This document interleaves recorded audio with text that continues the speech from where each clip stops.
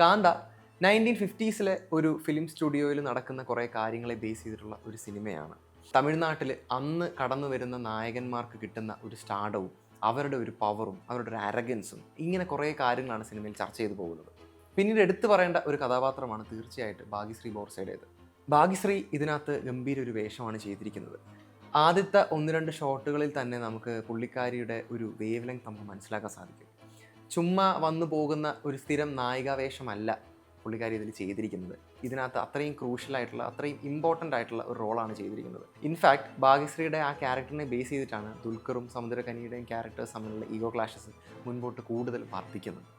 നമുക്ക് മുമ്പൊന്നും കാണാൻ സാധിക്കാത്ത ഒരു റാണ ദഗുപതിയെ നമുക്ക് ഇതിനകത്ത് കാണാൻ സാധിക്കും. തീർച്ചയായിട്ടും റാണ ദഗുപതി ഫീനിക്സ് എന്ന ഒരു പോലീസ് ഉദ്യോഗസ്ഥൻ്റെ വേഷമാണ് ഇതിൽ ചെയ്തിരിക്കുന്നത്.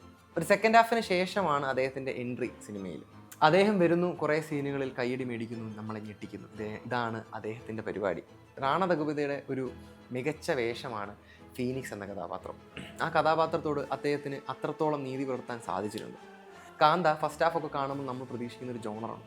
ഇതൊരിക്കലും അങ്ങനെ സംസാരിച്ച് പോകുന്നൊരു സിനിമ അല്ല.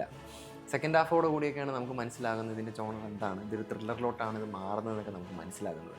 ത്രില്ലർ ജോണറിൽ നമുക്ക് അവസാനം വരെയും നമുക്ക് മനസ്സിലാവില്ല ഇതിൽ ആരാണ് ഒരു കുറ്റം ചെയ്തിട്ടുള്ളതെന്ന് നമുക്ക് അവസാനം വരെയും മനസ്സിലാവില്ല. ആ രീതിയിലാണ് സിനിമ എടുത്തിരിക്കുന്നത്.